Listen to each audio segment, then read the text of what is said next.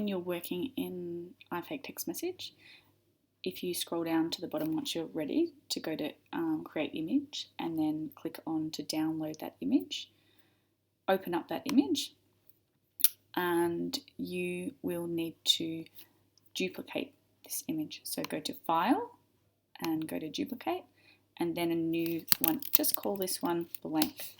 Now what I want you to do is I want you to click on Show Markup and I want you to insert a shape. If your shape is not white, then you can click here and choose white. And I want you to cover all the messages that were in your phone. Okay, once it's done, then just click Command S and that will save your blank image. You'll need this for later. You can close that, you don't need that image anymore.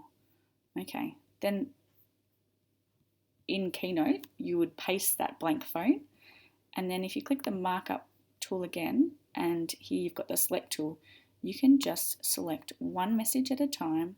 So Command C that and then Command V that into your Keynote presentation. Do this for each of the messages and then you'll need to click on Animate and Appear so that each one of these can appear one at a time to look realistic like it is an actual phone.